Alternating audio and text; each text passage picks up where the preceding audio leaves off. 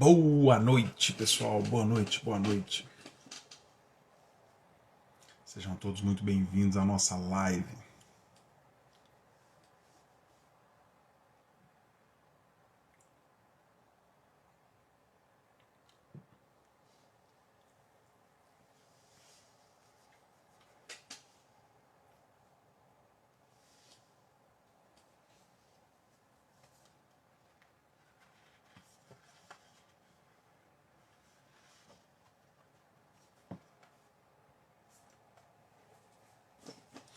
Boa noite, pessoal. Boa noite. Sejam bem-vindos. Meu amigo Marco Moreira. Marcão, já te mandei o convite aí, amigo.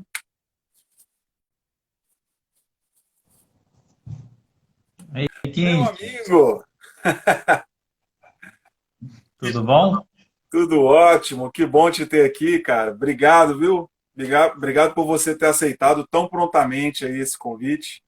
Uma Não, honra. foi todo mundo. Para mim que foi uma honra Muito, estar aqui muito bom. compartilhando com você esse momento, estarmos juntos, né? E de um tema tão nobre, tão gostoso de ser falado, Então, muito bom e tão necessário, né, Marco? muito necessário e útil, né? E É, útil, principalmente em pesquisa recente aí no Google, acho que é Google Trend que chama a ferramenta, a palavra Deus, esperança, ela cresceu muito a busca. uhum, Então há uma necessidade por isso, há uma busca. é. Mas será que a internet é a fonte, né, correta? O Google, será que é a fonte mais Será que é o lugar precisa? mais adequado, né? É, Exatamente. exatamente. Muito bom, Marco. Pessoal, eu sou Luiz Kind, para quem não me conhece, sou Master Coach e vou aqui bater esse papo com meu amigo Marco Moreira, também coach, pastor, um cara sábio, um cara que tem muito conhecimento para compartilhar aí com a gente. Hoje, Marco, eu sou só ouvinte, tá? Eu quero te ouvir, amigo. Você que é o cara aqui hoje, hein? Vamos fazer esse E, bate-bola gostoso. e a gente vai falar sobre a importância do evangelho no lar, como o evangelho pode impactar positivamente seu lar, sua família. Então, se você acredita que esse conteúdo pode ser útil para alguém, para alguma família, para alguém que você conheça, pega o aviãozinho aí embaixo aí e convide quantas pessoas você quiser, que vai ser bacana demais. O Marco tem um conhecimento bacanérrimo aí para compartilhar com a gente, muito rico, muito sábio. Mandando um abraço aqui para todo mundo que já entrou, em especial aí para o nosso amigo Serginho Noronha. É, Beijo no beijo, coração, Sérgio. meu irmão. Grande Sérgio é uma Serginho. pessoa tremenda, né? Marco, se apresenta aí, amigo. Conversa com o pessoal aí, fala quem é você, pessoal que não te conhece. Então, me chamo Marco Aurélio, né? Eu formei aí em coach, foi nessa oportunidade que eu conheci o Kind, ele estava ali atuando como monitor. Mas a minha profissão, eu trabalho como promotor de justiça aqui em Governador Valadares. Eu sou coordenador de região, eu coordeno 24 comarcas, né, compostas por 95 municípios. Então, agora nesse período de pandemia, estou trabalhando muito online, né, muito home office. E também atuo na igreja, pastoreando, cuidando, pregando evangelho. Isso ser de Deus é o nosso estilo de vida, né? Muito bom. E tô aqui para a gente bater esse papo gostoso, levar essa palavra de esperança para as pessoas e incentivá-las, sim, a ter um evangelho no lar. Excelente, excelente. Marcão, então vamos entrar no tema? Bora, Eu você que vou, manda. vamos lá. Vou te fazer uma pergunta aí para gente começar. Só quem entrou aí, ó, nossa amiga Malu. Beijo no coração, minha amiga, minha Linda coach. Malu. Beijo, Malu. Olha só, Marco, eu queria que você já começasse falando assim, na sua visão, toda a sua vivência, né? Eu sei que você tem crianças em casa também, você tem uma família linda, maravilhosa, Uhum. abençoada. Como que você vê hoje, com tantos desafios em termos de modernidade, tecnologias, tantas tentações externas, tantos convites, né, do mundo, como que você vê o desafio da inserção, da vivência do evangelho no lar hoje, dentro das famílias? Como é que você vê essa questão? Verdade. O que é o Evangelho? Vamos começar por aí, né? O Evangelho são as boas novas, são as boas notícias. Então é tão bom receber boas notícias, né? A Bíblia diz que quão formosos são os pés daqueles que trazem boas notícias, né? Daqueles que anunciam o Evangelho. Então, a gente está vivendo um momento de pandemia. Você liga a televisão, né? Eu até recebi um vídeo muito engraçado em que vem aquela música do Jornal Nacional. Tananã. Aí o casal e a família começam a pôr máscara, se cobrir, se proteger, porque já vem a notícia de morte, já vem a notícia negativa. Uhum. Então, as escolhas das famílias definem os resultados que elas estão vivendo. As escolhas das famílias vão definir se os seus membros estão doentes, por depressão, por ansiedade, ou vão definir se são pessoas encorajadas, com esperança, pessoas que vivem uma paz interior, independente das circunstâncias externas. Então aí está a mensagem do Evangelho. O Evangelho, ele é uma pessoa. Ele é uma pessoa que entra em nós. Ele é a pessoa de Cristo. Quando Cristo estava próximo da sua crucificação, ele falou o seguinte: olha, eu vou para o meu Pai, mas eu não vou deixar vocês órfãos. Eu vou preparar para vocês um lugar. E ele falou que ele voltaria como o Espírito Consolador. Então ele hoje voltou como o Espírito Consolador. E ele quer entrar dentro de nós. Então você imagine essa pessoa. Você imagina esse verbo da vida. Você imagina esse Todo-Poderoso habitando em você. Então por que eu vou me atormentar com as notícias externas? Certo?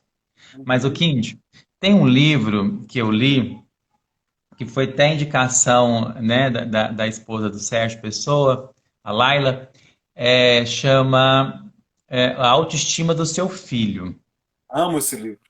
não é? E ali ele fala o seguinte, da teoria dos espelhos, espelhos distorcidos, que a criança ela está sempre ponderando o que ela é, olhando para a reação das pessoas, né? Então eu me identifico, eu crio a minha autoestima, eu crio o que eu sou de acordo com o meu foco, onde eu estou focado, onde eu estou olhando, Uhum. certo? Isso é uma verdade bíblica, embora os estudos psicológicos relatem isso como uma teoria, mas isso é uma verdade bíblica. Porque onde eu fito meus olhos, eu recebo aquela imagem.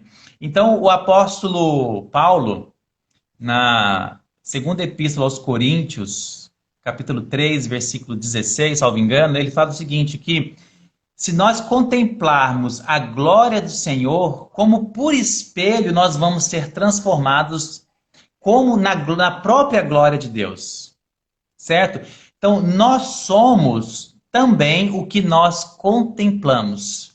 Então, se eu contemplo problemas, se eu contemplo más notícias, eu me torno problemático, eu me torno cheio de más notícias, eu passo a ser o que eu contemplo.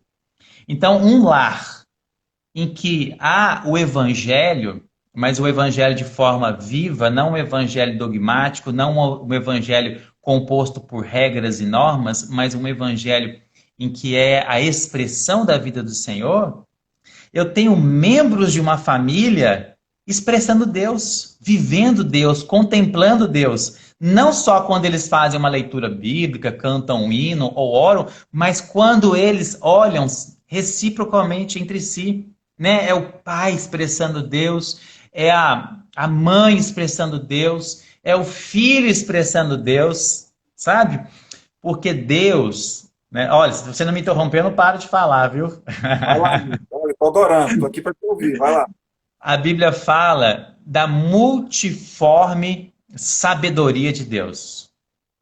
Então, multiforme, ela é múltipla. E por ser múltipla, Deus precisou se expressar por múltiplas pessoas. Então, uma porção de Deus está sendo expressa pelo Kind. Uma porção de Deus está sendo expressa por mim. E eu preciso trazer à tona, eu preciso manifestar, eu preciso curtir isso. Isso é algo bom, isso é algo gostoso, né? Deus é amor. Então, quando eu expresso amor, eu expresso a minha constituição. Tudo que me desalinha do amor me causa problemas. Tudo que me desalinha do que Deus me criou para ser vai me trazer doenças, vai me trazer problemas psicológicos, vai trazer discussão para o meu lar. Então, o quanto as famílias têm promovido esse verdadeiro amor? Enquanto as famílias têm buscado entre si verdadeiramente intensificar seus laços, mas laços pautados em algo que é real, em algo que é eterno, algo que não termina. Entendeu? Então eu acho que para começar nossa conversa, né, a importância do evangelho no lar está aí, né, em que eu estou contemplando, em o que eu estou promovendo dentro de minha casa, né? Qual estilo de vida eu estou promovendo dentro do meu lar. É muito, muito, muito profundo, muito bacana isso que você falou. Eu vou trazer um pouquinho aqui de uma vivência que eu tenho aqui com os meus filhos, com a minha esposa. Uhum, E todo domingo à noite a gente separa um momento nosso para fazer uma leitura do Evangelho. uhum, E aí a gente faz a leitura ali, a gente debate aquela leitura, aquele trecho que a gente abriu, a gente inclusive traz situações práticas, situações do dia a dia, para gente enxergar sob a luz daquela reflexão, sabe? Isso é de uma uhum, riqueza, isso é de uma riqueza, e é muito interessante isso que você falou, porque quando eu percebo conflitos que existem, né, as adversidades, elas vão existir, mas é muito interessante que aí a gente começa a lembrar, tanto eu lembro meus filhos, quanto eles me lembram, olha, mas isso aí está em desacordo do que a gente leu aquele dia. Então isso. a gente começa a ter uma bússola, a ter esse norte. Na dúvida, a gente lembra do que a gente está estudando. E uma outra coisa muito interessante, Marco, Digo. quando a minha esposa, a gente tem um bebezinho de 2 anos, né? Tenho filhos Uhum, de 14, 12 e 2 anos. Mas quando o meu bebê de 2 anos nasceu, antes dele nascer, eu e minha esposa, a gente sempre adorou, sempre gostou muito de colocar música gospel na TV, né? No YouTube. E a gente fica horas ouvindo. E o bebê estava ouvindo ali na barriga. isso. Uhum. Hoje, ele com 2 anos, quando a gente coloca a música gospel, cara, ele pode estar brincando de carrinho, o que for, ele para, ele senta no sofá e fica assistindo, escutando a música. É. Então, assim, desde o ventre, ele já vem acostumando com aquela melodia, com aquela palavra. Isso eu percebo aqui em casa, o quanto isso é rico, o quanto deixa as crianças mais tranquilas, mais calmas, mais seguras, mais confiantes e principalmente mais conectadas comigo e com minha esposa, sabe? É. Eu percebo esse evangelho como se fosse assim, a vivência do evangelho, igual você bem disse, né? O evangelho vivenciado, como se fosse assim um ponto que nos une, um ponto que nos fortalece para lidar com todas as adversidades. E nesse momento que a gente está passando de pandemia, né, a gente não pode esquecer quem é que está no comando. A gente não pode esquecer quem é que está no comando da nossa vida, do planeta Terra, né? Que conduz todas as coisas, né? É isso mesmo, Kindy. Eu estou falando para um público, eu acredito, que crê em Deus. Eu acho que uma pessoa, ela não entraria nessa live aqui se ela não tivesse uma fé definida, né? Então, a gente não está falando especificamente de uma pregação de evangelho, né? Eu não estou especificamente falando para a pessoa crer em Jesus. Eu estou crendo que você já crê, né, em Jesus. E quando nós cremos em Jesus, nós precisamos ter clareza que existe um outro plano, um plano celestial, uma outra dimensão, uma dimensão onde Deus atua. E nessa dimensão é que as coisas acontecem e refletem aqui na Terra. Então, quando Jesus orou, ele falou: Pai nosso, que estás nos céus, santificado seja o teu nome. Venha o teu reino. Seja feita a tua vontade aqui na terra, assim como ela é feita nos céus. Então, nos céus, nesse outro plano, a vontade de Deus é feita. Nos céus, nessa outra dimensão, não há problema quanto à execução da vontade de Deus. O problema é para que ela seja manifesta aqui na Terra. Então, para ela ser manifestada na Terra, ela precisa de canais. E cada um de nós somos tais canais. E a família é o principal instrumento que Deus utiliza. Ele, quando criou Adão, ele não deixou Adão sozinho. Ele não deixou o homem sozinho. Ele logo trouxe a Adão a mulher, tirando do lado de Adão uma costela. O que significa tirar do lado? Significa ser companheiro, ser colaborador, né? Ser auxiliadora idônea, que na tradução literal do hebraico é socorro. Então ele trouxe um socorro, alguém para que junto com ele pudesse cumprir o propósito de Deus na terra. Então a missão de Deus sempre foi famílias. Logo depois, com a queda do homem, né? Com toda a história da queda e da degradação humana, Deus encontra esperança em Noé. E ele não chama só Noé. Toda a família de Noé vem. Certo? E lá mais para frente vem Abraão e também a família de Abraão. Então todo o plano de Deus, ele funciona e ele é projetado para a família.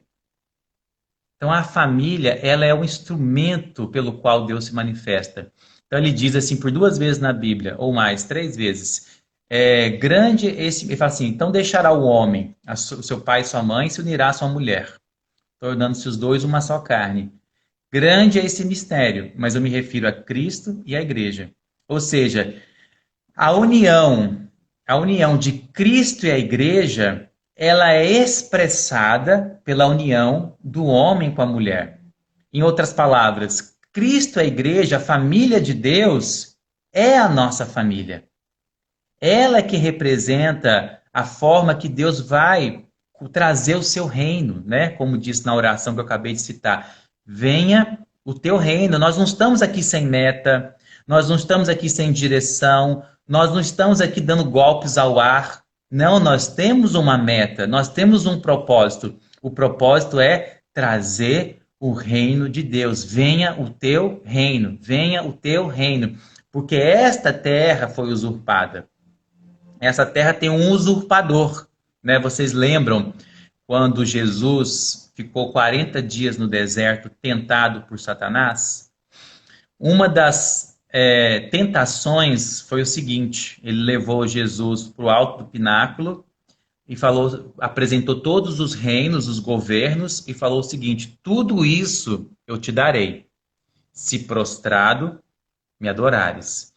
Satanás, ele não estava blefando. De fato, os reinos desse mundo estão nas mãos de Satanás. Não é sem razão que a China briga com os Estados Unidos briga com a Coreia do Sul, o Brasil se desentende, há desentendimento interno dentro do Brasil, porque o governo, o poder, e está muito claro, eu acabei de falar para vocês, está na mão de Satanás, porque ele é um usurpador. Então nós, representantes de Deus aqui, nós, por meio da nossa família, vamos trazer o reino de Deus. Ou seja, a manifestação do reino de Deus. Mas a realidade, nós já podemos experimentar dela. Porque há diferença entre manifestar e ter realidade. Por exemplo, eu falo para você assim, Kind, e eu sou uma pessoa de extrema confiança, você não duvida em nada da minha palavra. Eu falo assim, olha, daqui a 30 dias eu vou depositar na sua conta 100 mil reais. Você, uau, 100 mil reais na minha conta, que maravilha. Então esses 100 mil reais vão se manifestar na sua conta daqui a 30 dias. Mas você hoje já pode experimentar da realidade disso, você já gasta com antecedência, porque você sabe que daqui a 30 dias vai cobrir. Então você dá um cheque, gasta no cartão, você já desfruta da realidade daqueles 100 mil reais, mesmo não os tendo. Então essa é Essa é a mensagem que eu quero passar para vocês. O reino de Deus, ele vai se manifestar, né? A oração diz: venha o teu reino, venha o teu reino. Mas a realidade do reino, ela é para agora. Ela é para já.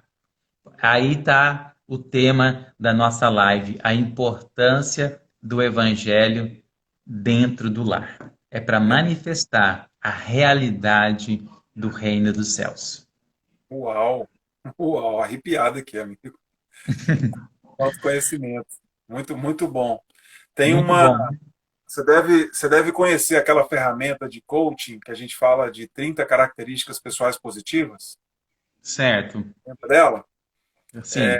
Pois é, aí é muito interessante. Eu até vi uma live sua com a Malu, que ela falou a Fabiola falou que você fez essa ferramenta com a carta de Paulo, né? Achei muito, Ah, foi. achei Foi muito mesmo. legal aquilo, achei muito legal. Mas tem uma coisa que eu sempre falo para os meus coaches, para os meus clientes, quando eles vão fazer essa ferramenta, que, que eu explico como é que é, você vai escrever 30 características positivas, né? Aí que você é ou que você decide ser daqui para frente. E Uhum. muitas vezes o cliente ele tem dificuldade para escrever alguma coisa que ele acredita que ele não tem. Ah, Kindy, mas eu vou colocar aqui que eu sou forte, mas eu não estou me sentindo forte. Eu vou escrever que eu sou corajoso, mas eu não estou me sentindo corajoso. É uma pergunta que eu faço para essa pessoa no seguinte sentido: eu sei que da sua crença, eu sei que você acredita em Deus, em Jesus Cristo. Me fala uma Uhum. coisa: você acredita que você é imagem e semelhança de Deus? Aí fala, Isso. sim, eu acredito. Então você já tem todas essas características aí dentro de você. E, e eu acredito piamente nisso. Eu acredito que o ser humano, de um modo geral, o ser humano, ele é bom, ele tem a característica divina, Uhum. mas por conta de vivências, por conta de caminhos que a gente vai tomando, a gente meio que se perde um pouco dessa essência. E na minha visão, assim, eu vejo essa questão de trazer o evangelho para dentro do lar, porque, como você sabiamente disse, a família é o núcleo fundamental da sociedade. A família, Uhum. como plano de Deus, é a célula fundamental da sociedade. Então, esse fortalecimento da família é muito importante. E o evangelho entra como esse fortalecedor, entra como esse guia, esse caminho a ser seguido, né? E Uhum. e eu gosto muito, uma coisa que você falou também, que você citou Paulo, né? Eu gosto muito do exemplo de Paulo, Tô com uma ainda camisa de Saulo, frio aqui, viu? Tá frio. fica à vontade. Amigo, se está frio em Valadares, imagina aqui em Belo Horizonte. Mas diga aí. Mas eu gosto muito do exemplo de Paulo, quando ele ainda era Saulo, né? Uhum. Eu amo muito a história de Saulo, gosto demais de Paulo. E aí, quando ele encontra com Jesus às portas de Damasco, que Jesus fala com ele, por que me persegues, né? E uma frase de Saulo ali, cara, aquilo faz tanto sentido para mim quando Saulo fala assim: que queres que eu faça? Ou seja, até um segundo atrás, até poucos segundos atrás, Saulo estava perseguindo os cristãos, mas naquele momento em que ele se permitiu ter aquele contato com Jesus, e ele fala essa frase, né? Que queres que eu faça? Então, é esse nível de confiança que você citou, né? Muitas vezes eu vou falar de família, que eu atendo muitos pais, muitas mães, Uhum. trabalho diretamente com famílias, e eu percebo às vezes famílias, pais e mães carregando muita culpa, sabe? Muita Sim. culpa por causa de erros que cometeram, muita culpa por causa de traumas do passado. E aí entra o evangelho nesse convite para que você se liberte da culpa e pergunte para Deus: o que você quer que eu faça daqui para frente? Isso. Então, eu vejo o Evangelho como esse caminho seguro que nos fala o que eu devo fazer daqui para frente, o que queres que eu faça. E aí, Jesus ainda dá uma resposta para ele, assim: ó, vai e entra na cidade. Não é? Jesus não fala assim: olha, você vai entrar na cidade, depois você vai escrever carta, depois você vai viajar, depois você vai quase morrer, você vai ser apedrejado. Não, Jesus fala assim: vai e entra na cidade. E o nível de confiança naquele momento foi tão grande que ele simplesmente obedeceu e entrou na cidade. Né? Uhum. Então, eu vejo o evangelho dessa forma, para a gente desenvolver essa confiança, para que a gente consiga entrar na cidade, né, na nossa próxima cidade, para que a gente consiga seguir esse plano de Deus para a nossa vida. Né? É verdade, é verdade. Quando nós cremos no Senhor, nós recebemos a vida dele. E toda a vida quer se manifestar, né? Às vezes você solta uma sementinha, e em cima da sementinha tem uma pedra. Ela vai se esforçar ao máximo para superar aquela pedra, né? Ela vai contornar a pedra, vai nascer de lado, mas ela vai conseguir, de alguma forma, vencer aquele obstáculo. Então a vida é algo que vence. E o Evangelho, ele é a vida de Deus dentro de nós. Então, nesse caso maravilhoso que você citou, de Paulo, uma nova vida entrou dentro dele. Antes, ele era muito zeloso pela lei, ele amava Deus, mas ele cuidava da lei, ele cuidava de ordenanças, o que fazer e o que deixar de fazer. E até hoje, muitos de nós vivemos a realidade que Paulo viveu. A realidade de regras, de leis, né? As religiões, né? E, infelizmente, muitos grupos cristãos criaram muitas regras que substituem a vida do Senhor. Entende? Eu crio as regras e isso me dá uma falsa segurança de ser salvo e ser santo.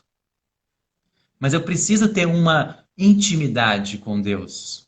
Eu preciso entender que o que vai me permitir ser um vencedor é o tanto da vida divina que eu estou abastecendo o meu interior. É o tanto que essa imagem e semelhança que você acabou de falar está sendo constituída de Deus. Por exemplo, a luva, ela é a imagem e semelhança da mão, não é? Eu posso encher a luva com água. Ela vai ficar cheia? Vai ficar cheia. Mas ela vai ter movimento, vai ter vida? Não. Eu posso calçar a pata do meu cachorrinho com a luva? Posso. Mas ela vai ficar completa? Também não. Então, só a mão humana pode calçar com perfeição a luva. E Uau! só Deus pode calçar com perfeição o homem. Nó, que metáfora! Amei. Não é? E Saulo, ele perseguia os cristãos. E você sabe como que ele identificava os cristãos? Hum, Ele prendia, encarcerava e matava os que invocavam o nome de Jesus. Os que invocavam é falar audivelmente: Senhor Jesus. Opa, prende aquele. Entendeu? Então, quando Ananias fala para Saulo ser batizado, ele fala: invoca o nome de Jesus, né? Confessa os seus pecados e recebe o batismo. Então, para viver também no lar o evangelho, é importante nós termos presente o nome de Jesus. Quando meus meninos eram pequenos, eu passava para eles uns videozinhos da Criança Diante do Trono, da Ana Paula Valadão. E lá tinha um dos episódios que chamava Quem é Jesus? É muito bonitinho. E a mãe tá cozinhando e por acidente ela dá uma queimadura no braço. E ela fala: ai, Jesus! Né? Aí durante o vídeo explica que isso não é invocar genuinamente Jesus, isso é usar o nome de Jesus como uma interjeição, mas não é invocar. Quando eu invoco Jesus, é tão poderoso isso, Kindy, que é o seguinte: Jesus, ele significa, o nome Jesus significa a salvação que vem de Jeová. Isso é o nome. Então, quando eu digo Jesus, eu estou dizendo no meu lar, que a salvação no meu lar vem de Jeová. E quando eu falo Senhor Jesus, porque lá em Filipenses diz que todo joelho se dobrará e toda língua confessará que Jesus Cristo é o Senhor, então quando eu falo Senhor Jesus, esse Senhor não é o pronome de tratamento. Esse Senhor, ele significa senhorio, dono, proprietário. Então, no meu lar, se tem o invocar o nome do Senhor Jesus, eu estou dizendo que dentro desse lar, o proprietário é Jesus, que nós somos propriedade dele e que a nossa salvação, ela vem de Jeová. Então, a importância de invocar o nome do Senhor. Por isso que a profecia dos fim dos tempos é: e acontecerá que todo joelho se dobrará e toda língua confessará que Jesus Cristo é o Senhor. Então, para todo mundo que está ouvindo aqui a live, eu encorajo muito a partir de hoje invocar o nome de Jesus dentro do seu lar. Você pode respirar assim, ó, e soltar o ar e falar: Senhor Jesus. Quer ver? Faz uma vez comigo, ó. Senhor Jesus. De novo, ó. Senhor Jesus. Isso se chama a respiração da vida. Né? Se você praticar isso várias vezes ao dia, você vai sentir algo tremendo sendo transformado no seu lar, no seu viver, nas suas reações, na sua intimidade com Deus. Uhum. Uau! Marco, tô impactado, velho. Que bom. Muito bom. Esse Hoje, nome é poderoso. hoje de manhã, hoje de tarde, aliás, né? A Malu, não sei se ela está aí ainda, que ela entrou mais cedo. A Malu é minha coach e hoje a gente finalizou um processo de coach, né? Que legal. A última sessão hoje. E uma coisa que a gente conversou desde o início do processo até hoje, e é o que pauta a minha vida, e que ela me perguntou, né? Ou que ela me perguntou hoje: Kindy, qual que é um dos seus maiores objetivos, o seu maior foco nesse momento? Uma coisa que eu falei para ela, que é do fundo do meu coração o meu maior desejo, é seguir e ensinar a minha família a fazer isso, a, a ter esse contentamento com a vida, em qualquer que seja a circunstância. É seguir aquela máxima que Paulo ensina: em tudo dai graças, e Uhum, trazer isso para dentro do meu lar, sabe? E eu hoje vou falar particularmente, tá? uhum. Vejo isso como um dos meus maiores desafios. É sentir esse nível de contentamento, esse nível de dar graças em tudo, ensinar isso para os meus filhos, vivenciar isso com a minha esposa, dentro da minha casa. E eu vejo hoje como o meu maior desafio. E aí, aproveitando, eu queria te pedir para abordar isso aqui, como que a gente pode fazer, usando o Evangelho como guia, assim, para chegar nesse nível de sentir esse contentamento em qualquer que seja a circunstância. Né? A gente percebeu isso ali nos momentos desafiadores na minha visão, né? Limitada, né? Materialista, mas eu digo assim, para Jesus, aquele momento da cruz, e mesmo naquele momento, eu falo isso com os meus filhos, às vezes, eu falo: não tem nenhum trecho do Evangelho que fala assim, ó, e Jesus reclamou do peso da cruz, e Jesus reclamou da coroa de espinho. Então, esse nível de confiança e de contentamento, essa conexão direta, queria que você falasse um pouco disso para a gente, como é que a gente alcança esse nível de contentamento, esse em tudo dai graças, no nosso lar, vivenciando o Evangelho. Então, nós não somos super-homens. Nenhum de nós. E eu queria dizer que Jesus também não foi um super-homem. Ele foi um homem 100% homem. O livro de Hebreus fala que ele teve participação de carne e sangue. E por meio de muito sofrimento, aprendeu a submissão. Então, ali no momento do Getsemane, quando ele ora: Pai, se possível, passa de mim esse cálice, ele estava sofrendo muito. A ciência, quem registra isso é o livro de Lucas, né? Lucas é um médico, fala que o suor dele foi um suor de sangue. E a ciência demonstra que níveis elevados, talvez os mais elevados níveis de estresse, fazem que o sangue flua pelos poros, flua pelo suor. Então, ali, quando Jesus suou sangue, ele realmente estava muito angustiado.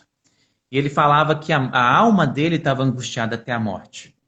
Ele estava verdadeiramente vivendo uma experiência de depressão profunda, muito profunda.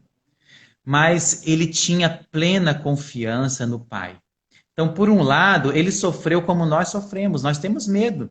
Né? Nós ouvimos a notícia aí do coronavírus, nós ficamos com medo.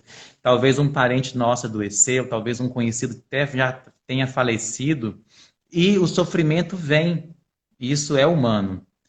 Mas tem uma frase de um pregador muito famoso que ele diz o seguinte, e eu queria falar para vocês. Eu já li a última página da minha Bíblia. E no final dá tudo certo. Pode confiar. Entende? Então, assim, para nós termos confiança, nós precisamos conhecer, né? Então, se eu vou passar por um desafio, vamos supor, quem já viu ali aquele filme De Volta para o Futuro? Acho que todo mundo, né, da nossa geração aqui já viu. Eu acho que no De Volta para o Futuro 2 ou 3, não sei, tem um personagem lá que pega um almanaque de esportes No e 2. começa a fazer apostas e ganhar muito dinheiro, né? Então imagine que esse almanaque de esportes seja a nossa vida. E ali com todos os nossos resultados. E a gente vai para a última página do almanaque e fala, opa, venci! Uau, venci, que legal! Mas você está ainda na jornada, né? E naquele momento da sua jornada, você está passando por um sofrimento muito grande, um desafio muito grande. O fato de você saber que lá na frente vai dar certo te consola? O fato de você saber que no final você é um vitorioso deixa você com esperança? Deixa você com mais fôlego para prosseguir e até mesmo para consolar outros? Uhum. Eu acredito que a resposta seja sim. Então, a Bíblia, ontem foi até meu aniversário, né? A gente ia fazer a live ontem, aí a gente passou para hoje. Eu ganhei da minha esposa, adivinha o que, ó? Ganhei uma Bíblia. Aí, na Bíblia, tá novinha, ó. Nem abri ainda, nem folhei ainda. Tá novinha, até colada.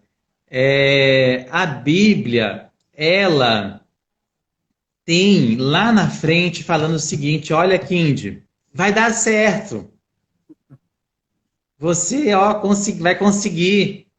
Confia, continua. Eu sou contigo. Eis que eu estou contigo todos os dias até a consumação dos séculos. Então,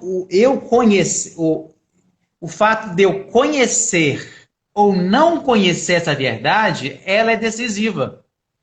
Então eu posso dizer para vocês em resumo o seguinte, nós sofremos por não conhecermos a palavra de Deus. A fé, ela vem pelo ouvir, e ouvir a palavra de Deus. Ou seja, ouvir produz fé. Então isso é uma verdade. Isso é um funcionamento humano. Ouvir produz crença. O que eu tenho ouvido? Qual discurso eu tenho ouvido? Quais palavras eu tenho ouvido? Porque o que eu ouço produz crenças dentro de mim. Produz verdades internas. E essas verdades, elas tornam-se regentes da minha vida. Então, quanto mais, por exemplo, eu ouço de coronavírus e de notícias ruins, mais eu me torno uma marionete desses fatos. Então eu passo a ter reações negativas, eu passo a ficar nervoso, eu passo a ficar desesperançoso, certo? E quer acabar com o homem, tira a esperança dele.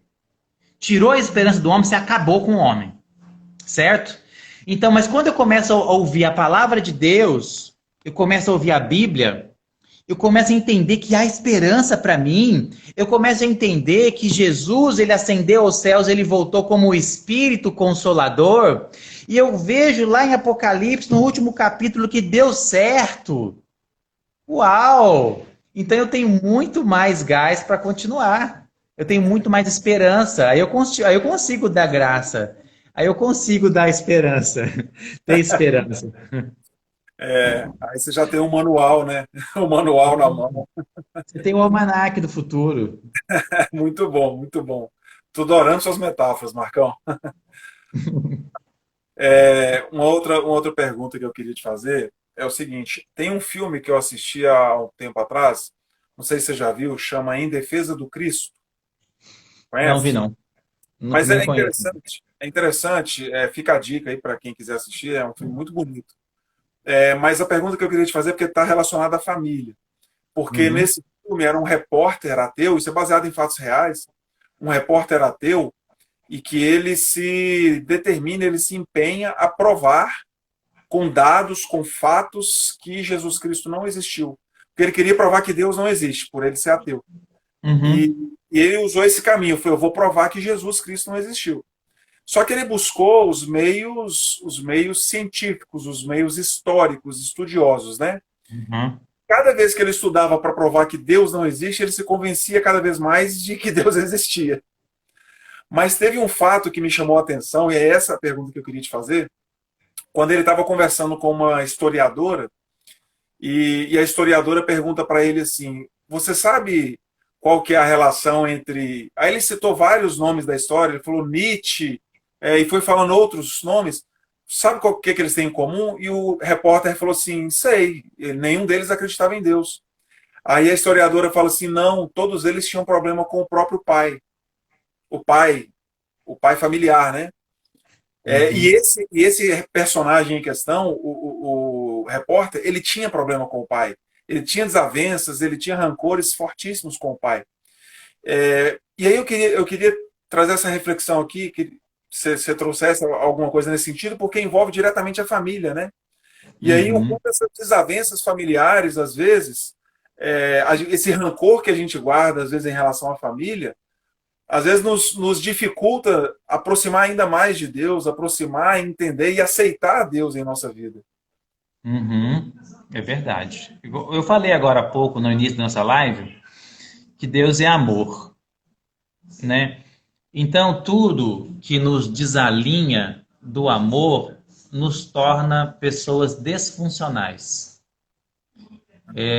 Então, por exemplo, se eu tenho dificuldades com meu pai, se eu não recebo dele a fonte de amor que ele deveria ser para mim, eu me torno disfuncional. E essa disfuncionalidade, ela vai se manifestar não só na minha busca a Deus, porque eu vou de alguma forma tentar expressar essa chateação, essa contrariedade, esse buraco que não foi preenchido, essa necessidade que não foi satisfeita na minha relação com Deus. Então, provavelmente, eu não conheço a fundo a vida de Nietzsche, desses outros personagens históricos, mas provavelmente eles não tinham só o problema com Deus Pai. Eles deveriam ter problemas, talvez no casamento, talvez com seus próprios filhos, né? Problemas relacionais, porque eles estão desalinhados com o amor. Então, buscar a Deus, né? Evidentemente que essa história nossa da infância, ela compromete um pouco a nossa vida. Ela compromete a nossa performance como pessoa. Mas, graças a Deus, né? Deus colocou pessoas como você no mundo, Quinte. Pessoas que buscam alinhar a pessoa e dar a ela a oportunidade de terem consciência do que elas sofreram, consciência de que essas pessoas também que praticaram tais atos ou foram omissas com elas também foram vítimas no passado e que ela está vivendo uma repetição de padrão. Então, ter consciência disso me dá a oportunidade de decidir por qual caminho eu vou seguir, né? Então, o que Deus está te perguntando hoje é o seguinte: qual caminho você vai decidir a partir de hoje no seu lar, né? Eu sei que você teve dificuldade com seu pai, com a sua mãe, com seu irmão, mas e agora? Né? Eu estou te apresentando hoje aqui o meu nome, já te dei essa ferramenta do invocar o nome do Senhor. Isso é libertador. Eu estou te falando para você conhecer a Bíblia, né? Hoje tem diversos pastores, diversos pregadores na internet aí, fazendo cultos online. Tem essa live maravilhosa que o Kim está fazendo aqui, né? Parabéns, viu? Por trazer o nome de Jesus à evidência. Então é isso que vai nos restaurar, que vai nos realinhar com o amor. Quando nós nos realinhamos com amor, né? João 10:10 fala: eu vim para que tenham vida e vida em abundância. Essa palavra vida no grego é zoé. Eu vim para que tenham zoé e zoé em abundância, que é a vida divina. Eu vim para que vocês tenham vida divina. Então, se a vida divina ela é abundante em você, você é funcional em todos os aspectos. Você é funcional no relacionamento familiar, você é funcional no relacionamento na empresa, no trabalho, né, emocional, financeiro. Você se torna uma pessoa funcional, uma pessoa que veio a viver a plenitude de Deus. Aí ele fala o seguinte depois: o bom pastor, ele dá a vida pelas ovelhas. Agora, a palavra vida nesse versículo é psique.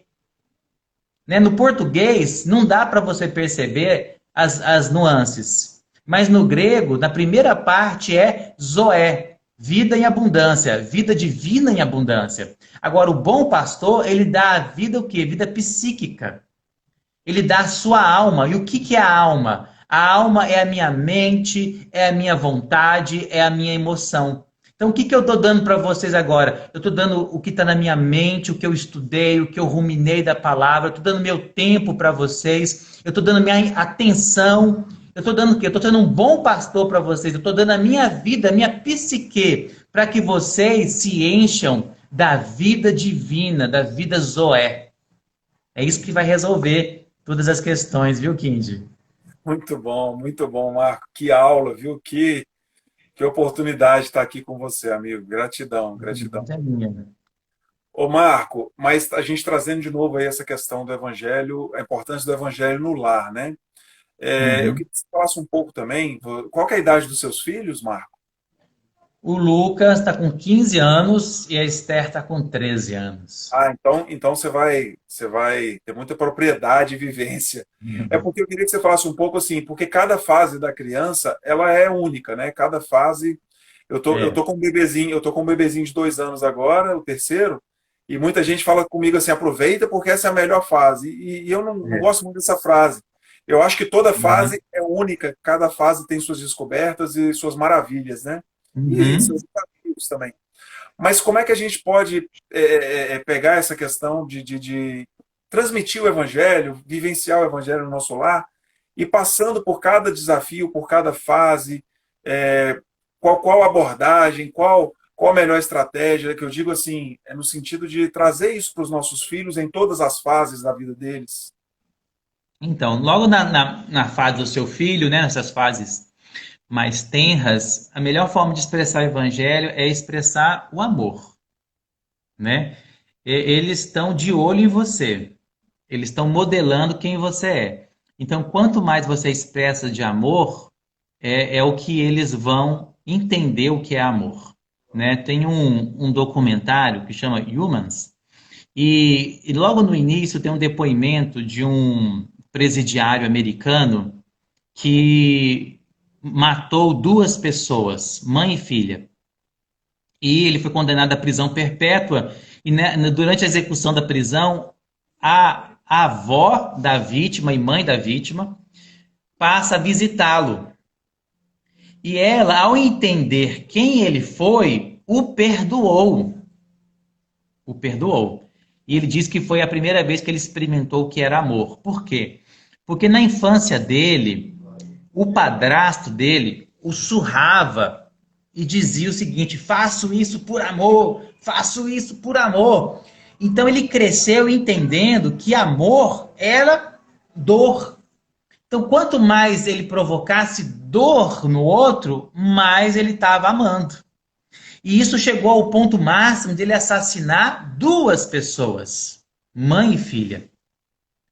Então, a qualidade, a quantidade e a frequência de amor que nós damos para os nossos filhos nessa tenra idade vai definir como eles também vão manifestar amor no futuro. E Deus é amor. Então, E, e o vem, evangelho nessa idade é isso. e vem cá, e quando a gente pega aquele caso daquele pai ou daquela mãe que ele negligenciou muito nessa tenra idade, ele negligenciou a adolescência e está pegando uma rebeldia, uma disfuncionalidade nessa relação. Eu falo assim, porque na tenra idade, beleza, a gente já vai plantando sementes ali, regando essas Uhum. sementes. E qual estratégia, assim, qual o caminho? Eu sei que assim, tem o amor, sim, também. Vamos pegar aí, né, o exemplo de Saulo, que a gente citou mais cedo, é perguntar o que queres que eu faça e vai lá e faz, né? Mas é claro que com uma idade maior, vamos falar aí de 16, 18 anos, o desafio vai ser bem maior, né? Aham. Aqui até perguntando o nome do documentário. Eu não sou muito bom em inglês, mas é humano em inglês. Humans. Tá lá na Humans. Netflix. Tá bom? Tá no É, Netflix? tá na Netflix. Aqui, ótimo. Quem indicou para mim foi a Sara, do CIS Educar. Linda, Sara. É. Então, vamos lá, o que você me diz. Tem um versículo em 1 Tessalonicenses 5:23, fala o seguinte: O mesmo Deus da paz vos santifique em tudo, e o vosso espírito, alma e corpo sejam conservados íntegros e irrepreensíveis até a vinda de nosso Senhor. Então, esse versículo está falando para nós que nós temos um corpo, nós temos uma alma e nós temos um espírito. Né? 1 Tessalonicenses 5:23. Depois você confirma lá na sua Bíblia. Então, o filho está tendo um comportamento disfuncional, houve negligência do pai ou da mãe anteriormente.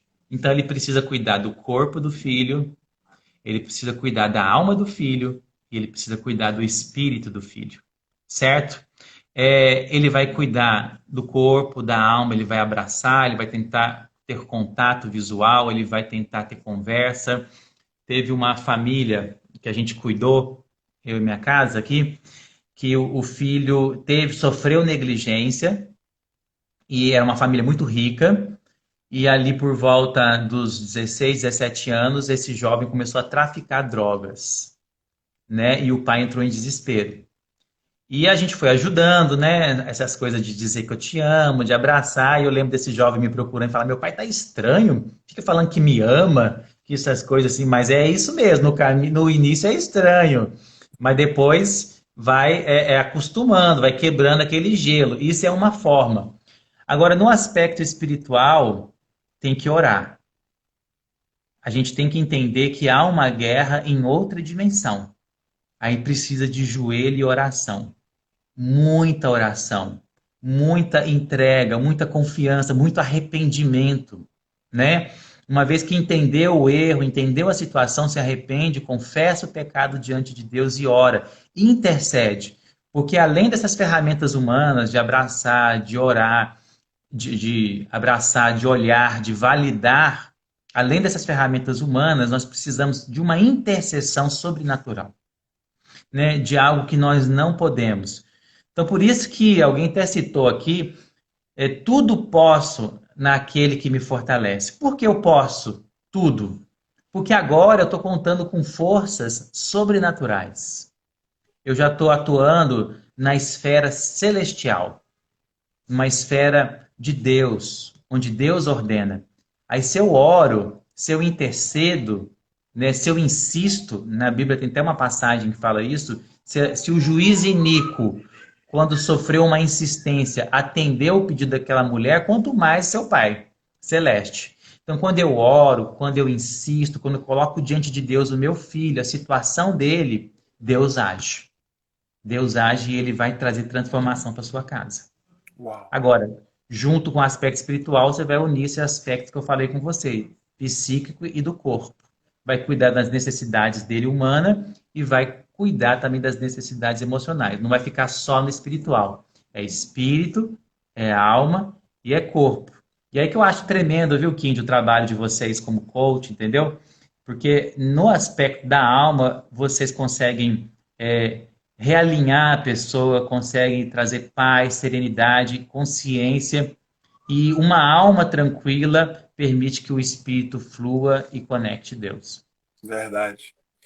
Muito, muito bom. Ô, Marco, inclusive, assim, muito bacana isso que você falou, porque uma coisa que eu alinhei muito com a minha esposa, e ela acabou de entrar aí na live, essa Luciana Kind aí, que acabou de Beijão entrar, pra ela. ela muito interessante, porque quando eu decidi focar o meu trabalho para trabalhar com famílias, com pais, com mães, né? Eu falei com minha esposa, a gente fez uma oração, a gente intensificou nossas orações, porque eu falei com ela, eu falei, amor, eu acredito piamente nisso, eu acredito que a família é a base da sociedade, é a célula fundamental. Uhum, E com certeza forças negativas vão nos sondar muito mais do que antes. Porque quando a uhum, gente se propõe, e eu estou falando assim, cada um vai ter a sua missão, cada um vai ter o seu propósito, e aí as adversidades e todo o propósito que ele está alinhado com contribuir com a vida de alguém, ele, ele pode esperar que ele vai ser sondado, né? De forças negativas que vão atuar. E aí eu vejo ainda mais a importância da gente estar alinhado com o Evangelho, da gente estar blindado, porque eu não posso abrir mão de um propósito, de uma missão, por conta de ataques negativos. verdade. Então, eu entendo que, principalmente nesse momento que a gente está passando de tanta incerteza humana, né, de tanta incerteza material, Uhum. a importância do Evangelho no lar, a importância da gente estar alinhado com esse propósito divino. Tem um livro que eu gosto muito, eu esqueci o nome do pastor que escreveu, mas é Uma Vida com Propósito, que é uma atividade de 42 dias. Amo esse livro.